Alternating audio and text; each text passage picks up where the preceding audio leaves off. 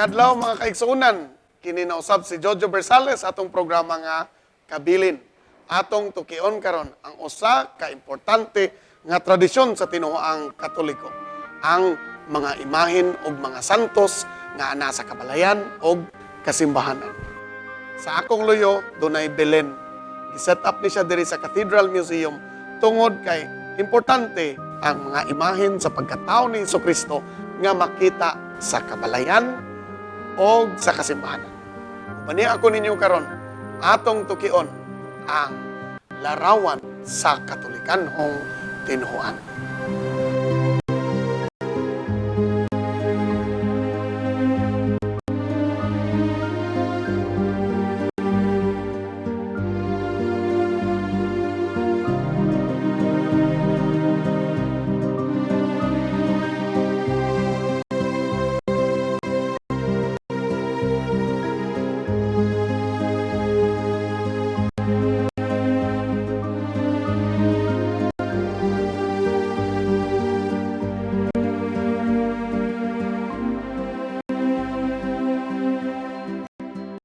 Mga higala, di ata karon sa Cathedral Museum tungod kay dunay exhibit din ni bahin sa nativity scene kanang gitawag og Belen.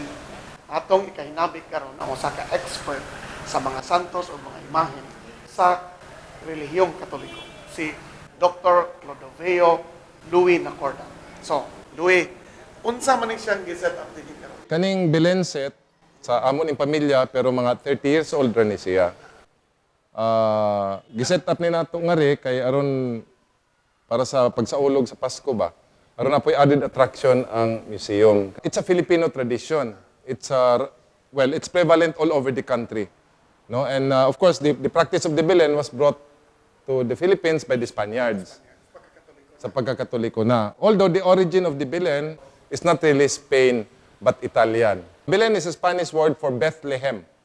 Ang Belen is a visual, how do we call it? A visual representation of what happened on the first Christmas night when the Lord Jesus was born, no?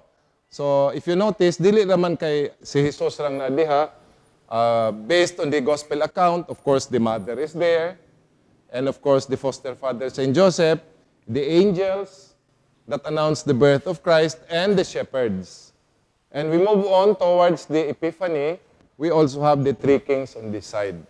Made of wood ni sila, I commissioned this from Paite, Laguna, 30 years ago. Now, what is Cebuano here is pagpa-repaint na kuha ni last month when Ben told me nga mag-exhibit nga rin, is I had to get a Cebuano encarnador. Ang encarnador is a term given to those who paint sculptures. Pintor, pero they're not called pintor, kay generic man ang pintor. So, may kag-encarnador, specifically, santos sa ilang i-paint. Encarnador came from the word carne, or encarnar, to flesh. To be flesh, to flesh in. Basically, to have the semblance of a human being. Wala man ko'y makita nga rin strictly speaking, encarnador, so I challenge a local Cebuano artist, a visual artist, Alfredo Daligdig. And I asked him if he has done painting santos, and he said, nakatry daw siya once, so I asked him to sample me once and I liked his work. Kaya normally, bisang galing atong mga local sculptures nga rin, na naman tayo pipila, lahi man yun nga talent, jobbers, no?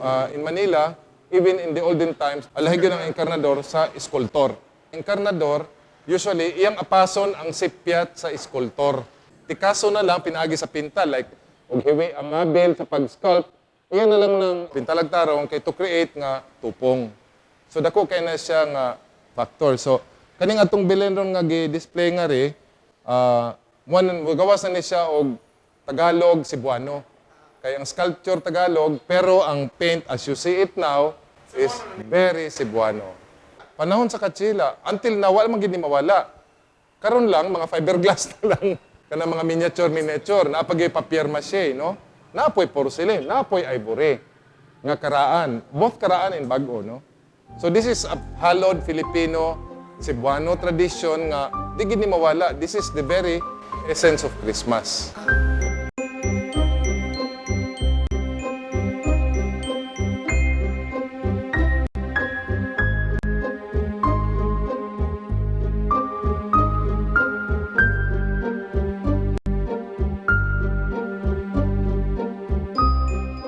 Kaning Belen ni Louis Nacorda, usa ka section lang, nativity. Doon na pa'y nabilin, kani adto nga mga Belen sa Argao, nga ania na karon gidala dinhi sa syudad. Mundalikyat kita karon dito sa Bulacau, Pardo, kay doon na pa'y pamilyang taga-Argao, nga kumpleto sa joyful mysteries ang ilang Belen. Kini ma'am, kining sa imong mother. Sa among mother. So, before the war, Before the war, pag na gamay pagkaiko sa katanan, nagsugod na siya. Pero at the first, atong sa una, pagod, ang bili ni mama, katubang karton na ba ito? Kana bitaw nga, baligya nga, simbol, mura na ang mga bilin sa una. Pero gamay, ibabaras ka bangod. Pero kay ang kaning bilin, di man na kayo nga decoration doon. It's a devotion ng yung ni mama. Nga kinangnan, doon na kay bilin, imo gyud ang panaran kay mo pangandian gyud nimo na preparatory prayer before the Christmas. Dili karaan po nga bilin nga wala na nila puta pa. Pero si mama pagkuan niya manungutan ako niya ga dili makaanama yun sa si kuan gibaligya mo ilang siya. so, this was before the war. Oh, before the war. 1930s, 1920s. 1940s dapat. Kani, parte yung karaanan ni Ana. Aha, kani siya. Oh. Mga 100 years old na yun na. Mga 100 years kapin. old na ni Kapin. Idalaga pagod si mama na. And your mother died 99 years old? Oh, Kung tuig ka? 2008. Ah, okay. So, Spanish period pa din. Oh, ihaning binuhat. Binuha. Nagpatudlo siya o naamay mga tao sa Argao nga. Amo, Yes. ilang Kaso buhat. mga 1900s na ni. Ya, mama knows how to embroider man. So, this could be mga 1920s siguro. Okay, mga, or 1910, mga 15, 18 years old. Nga dapat Naampa man na sa mga simbahan, no? Ban, na dekorasyon. Sa Naampa. kanang labi na ng Kalbaryo. Pacific. Dito niya siya sa Amerika. Yamin, nagpadaan sa og daghang angels. This is the 60s na. Oh. 64 na yun. Asa may pinakabag-o na ni? Kanang flight into Egypt, muna bago. During the time, hanggang mama, karton naman to sa una. Karton naman to yung flight into Egypt. Nagkuhan din ko ng mission ko makakita ako ina ng breakable. Wala bisa din, nakakita ko sa Santo Rosario. Asa Santo Rosario? Ina na ako nga, isinda pa na ako, balik ko na ako. Kaya usa naman ko po, pamilaan. So, This was mga, kung saan tuig ka? mga 1995 ito nga Sa una, marag, ang mga tao sa Argao, magbilin yun. Pang-divide, panghatag sa mga... Sa pagkanang mga apo na. Oh, supposed to be anak man ko. Supposed na sa doon tapoy share pero among gihatag giusa lang namo aron mabuo lang gihapon ang usa ka. So, mo na lang ni karon ang nabilin. Nga kumpleto ang ilan ni 5 joyful mysteries. 5 years. So, gikan sa Annunciation, Which is that one, This one. Annunciation. Ah. Yeah, Visitation. si Anne of Elizabeth. Yeah, birth. Pero during Birth. the birth, na ana may katong nga shepherds dire. While shepherds watch their flocks. Flocks by night. By night. Yeah. Presentation. Presentation in the temple. Dira. Dira. Presentation in the temple. This is... Yeah, this one is finding of Jesus in the temple. Ano ta? Dara. Apply to Egypt, dara. Oh, nagsakay sila donkey. Pero kana made of kuan na. Kanang ceramic na. Oh, ceramic. Ceramic. Ceramic. Ya kanang katubang panahon na sa Argao ora magkompetensya ako sa maka kumpleto sa mga mysteries. This was before the war or after Before na. Before the war. Before the war. Ang tanan mo ra mga ambisyon gud nga makakumpleto og Kamo na lang nabilin. full mysteries. Ini ka Christmas Day, mga bata mo anha dun sa balay mo bisita. Tanan. Tanan, no? Tanan nga bili. Tanang bili. Yung Nya, bisan. mag-prepare mi og pagkaon. Mura bitang manay gud instead nga dinhi magkanta-kanta nya. Kami sa una apil sa migsuroy pud mi sa mga balay nga naibilin nya magtan-aw na mo. Nya mo na siya ang Christmas Day affair lugar ba. Itong mga bata pakanon na mo. Pakanon. Oh, so ako kay gamay po kung ini gikan nila sa amo kuyog sa kunilag apil adto sa So we're talking mga pila ka kabuk pamilya mga balay. Dagan. basta dulo sa simbahan. Agkano sa ni giset up? Sa- Sa adlaw. First Sunday of Advent. Tangtango ni siya sa Epiphany. Dili sa Pista Senior. Amo na mga ilista ng bata o senior Santo Niño.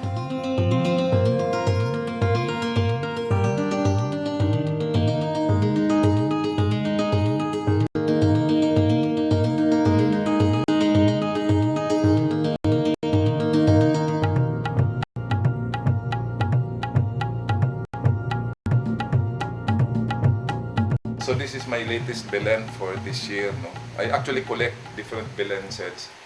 And this one is made of porcelain. No? You've seen the wood, and later I'll show you the silver one I bought from Bethlehem. But this one is, well, I bought this in Cebu, but this is obviously Spanish. No? What's nice is that it looks like Liadro, a very expensive brand, but this is not a Liadro. It looks like Liadro. Even the finish is like Liadro, no? Very, very fine. And I was fascinated by it. And you can see that it's very Spanish. Look. The shepherd boy is very, very Spanish with a feather pa on his hat, no? Now, another peculiarity of this Spanish Belen is, of course, the emphasis on the three kings. They're very well made. The reason being that one of the three kings is allegedly from Spain, Gaspar. So they honor all the three kings. So very, very elaborate. And this is really a very nice piece. The particulars of the clothing, for example, lisod kay ni himuon sa porcelain. No? Of course, this is molded, but the embossed pillow, the embossed gift, those are very, very difficult to achieve. I'm even surprised this is not El Lladro. If this were El Lladro, the price of all of this would probably only equal to one piece. Okay, so I surrounded it with the 12 candles to represent the 12 days of Christmas, the traditional 12 days of Christmas, which is from December 25 up to January 6. So what I will do is from December 25 to January 6, I would light it here and then we would pray around this area. See? The Belen is not just for decoration. The Belen is also a center of devotion.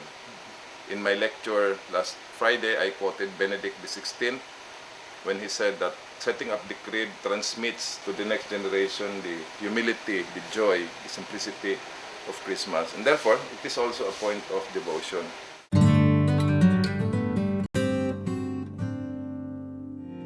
Look at the embossed cape. Well, I don't know where this is really made. The box doesn't say so, but the price is also quite expensive. But I'm sure it's not El Lladro, because if it were El Lladro, as I said, the price of all of this set would probably only afford me one piece. That's how expensive it is. But who cares about the brand anyway, no? What is important is that you have the whole piece. I suspect this is Gaspar, the Spanish one, because he has the most elaborate among the three kings. But they are all okay naman. This is what makes this fantastic, and look at the details. That's Gaspar, this must be Melchor, the Arab. Yeah. I'll show you Baltasar, who is African. And here he is. It's obviously a black guy. And less elaborate, no? Yung kapa, wala na kaayo sa likod. Pero ang color, ang turban niya, is really very African.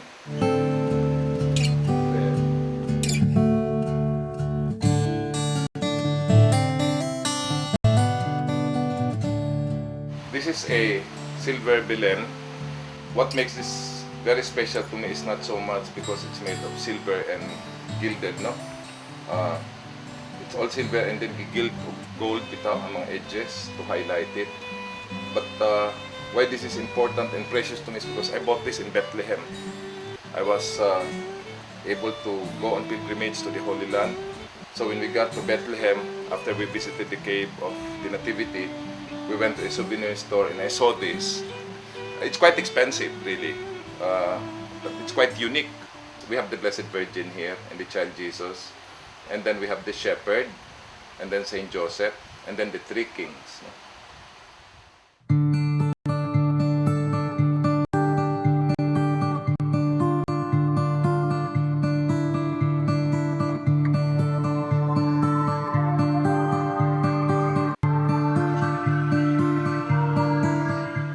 What I mean by one solid piece, including the arms.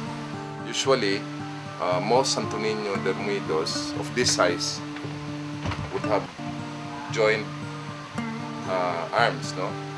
But I specified that I wanted one whole piece. So there is really no joint here. You can see and this is already the utmost outer part of the ivory. But the sculptor Marcial Bernales was able to do a very good job with this. This is quite new, I would say, less than 10 years old. It's one solid piece, and the anatomy is right. The body proportions are all okay. Dili lamang sa Belen sa Pasko makita ang mga imahen or larawan sa mga tinuohan sa Katoliko. In fact, sa tanang season sa Romano Katoliko, dunag yo'y mga imahen sa mga santos. O karon ato kining tan-aw ng uban. Dinhi sa second floor sa Cathedral Museum, dunay importante kay nga mga collection. Napura ni sila kabuok apan mga precious kayo in terms of artistry, in terms of age. Ang kanang gikan sa Malabuyok, murag 1800s pa na. Makita nimo ang gwapa kaayo nga garing na munaong ug ang ninyo nga gamay kaayo nya pino kaayo ang trabaho. Pino ang mga kamot, kompleto ang mga kuyamoy. This is an exquisite image of Our Lady of the Pillar. Despite the size, everything is perfect, no? It even has a pair of earrings. The hair, no? This is made of Husi fiber, the very same material that's made into barong.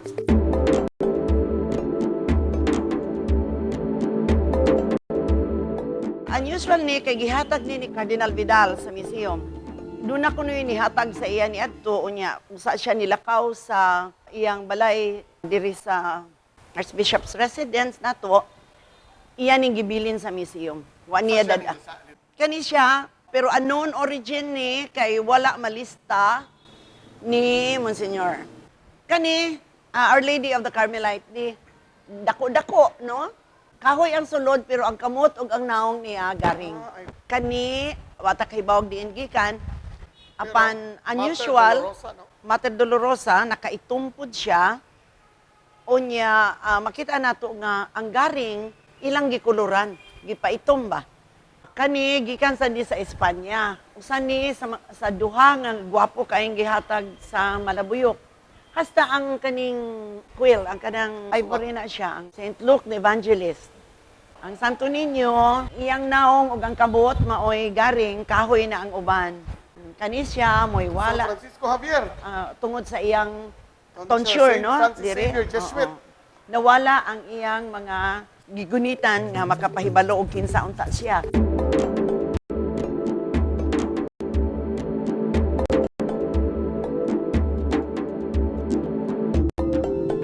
Sa tuig nga 1991, gisugo ni Cardinal Vidal si Monsignor Virgilio Neneiap sa pagtukod og usa ka museo dinhi sa syudad to commemorate the centennial, the quadricentennial sa atong archdiocese sa Sugbo. Unya, sa iyang paninguha, nituyok na siya sa tibuok archdiocese. Niya kada simbahan gipangayuan niya usa, duha, tulo og pila ka items na iyang makuha, iyag yung gipang dala diri sa syudad.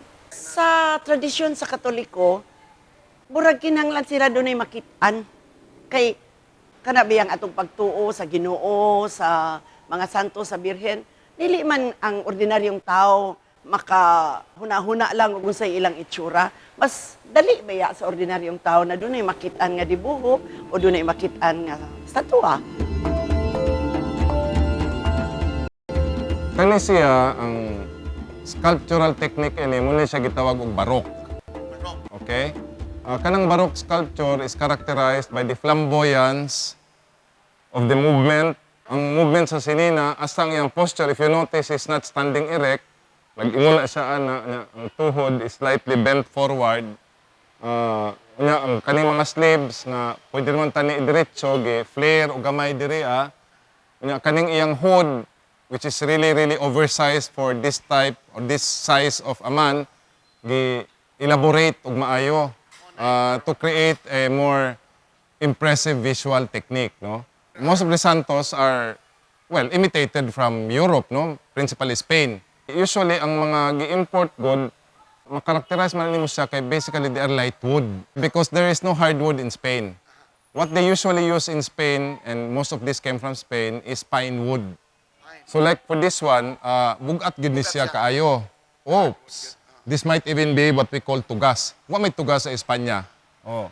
So Filipino na ni siya made, no? San Juan de Sahagon, patron saint sa Toledo City.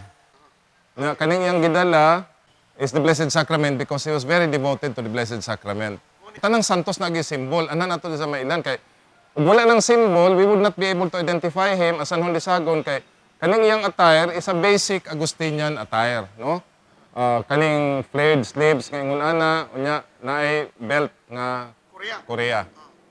There are some images nga mubabol ang kamot o ang ulo.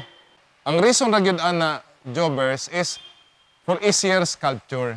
Ang reason ana nga detachable ang mga head and hands kay lisod man kayo magkulit ka og kahoy na diha imong kuliton ningon ana. So kuliton gina separately ang mga hands and the head aron all the expression that the artist can give mahimo gid niya in a smaller piece of wood unya usa na diha ihaom. That is the reason there, no? The eyes are made of because of its age, most likely it's made of kanang crystal. Okay, reverse painting na ari sa sud gipintalan. So that it will always remain murag lifelike, nagid siya luster. This is San Antonio de Padua. No, nya makita man sad nimo ang difference sa sleeves nila. Ang Franciscan sleeves is rather austere compared to the flamboyance of the Augustinian sleeves.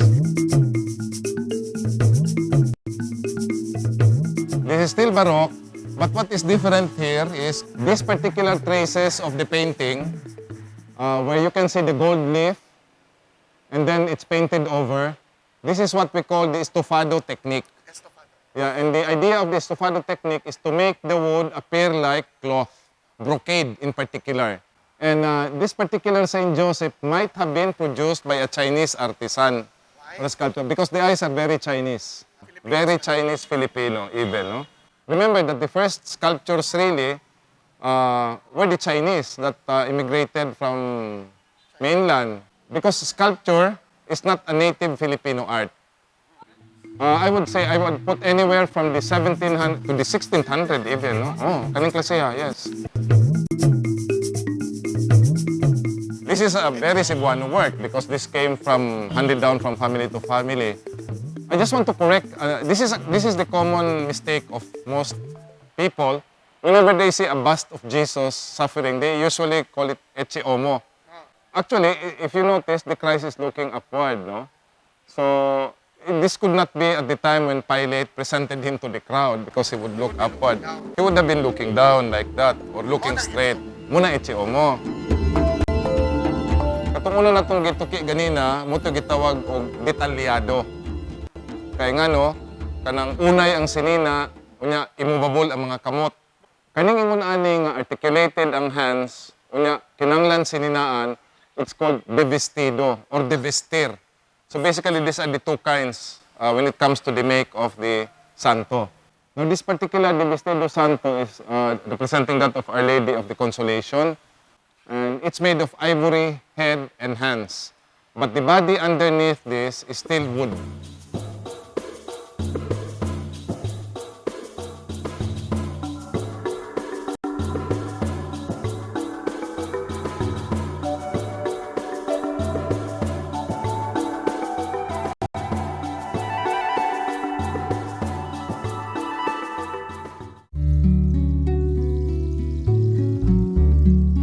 Kaning crucifixion scene gikan ni sa lungsod sa Danao, ang parokya ni Santo Tomas de Villanueva. Ang tibuok lawas ni Cristo diri garing pod. Kahoy na ang stand.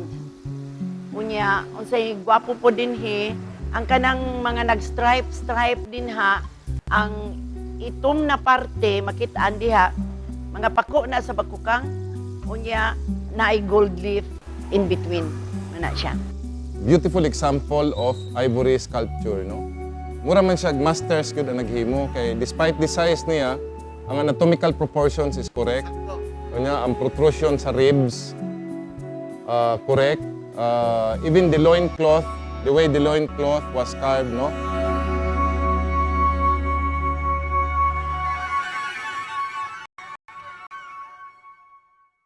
Kanilain sa ni siya nga sculptural form, no? This called a relieve or relief. And tungod kay bulto na kayo siya, tunga na siya, this is called a, well, I'm not sure if it's still bas relief. Akong tanaw, high relief na gid ni siya. Kay, kay ang low, kanamang coin. That's your example of low relief. Nga mural na siya, nipis kayo ba? And either bas relief or high relief na gid ni siya. But ang interesting piece po dani, kay dili sa ni siya one piece of wood. Makita man nimo. Tulo ka panels na siya. Pero ang frame niya appeal sa outer panels. Iyan na siya. Now, the subject matter is, of course, the death of Christ, the blood of Christ flowing from the wounds To purgatory. to purgatory. So that, Save the souls. yeah, to cleanse the souls, no? And if you notice, ang mga characters nga rin sa purgatory, this is not hell, ha? Dili ni impyerno. Dunay papa, Santo Papa. o usa ka papa, usa ka obispo, usa ka kardinal, na nga rin sa pikas na ay hari, unya nobility siguro na siya, na ay babae, na ay laki, so bata, na ay pari, na ay tonsura, may tonsure, o. What is very exemplary here is ang nails niya nga protruded kaayo, no? So this might be, diman, mura man siya ka ng original nga nails, gyud Roman nails as we call it. Gikuan kaayo, gikulit niya. Ang mga veins, no? Ang mga ugat sa kamot ni Kristo is prominent kay hasta ang mga gusok. So maayo kay ni siya nga pagka-sculpture. And I would place the aging of this siguro mga 2 to 250 years old. Kani nga style. Oh. This is what I mean by the bastidor. Wala siya tiil. It's just upper torso. Nabutangan na lang siya og stilts. Nani siya missing part, what we call the pianya or the base. Wala na lang.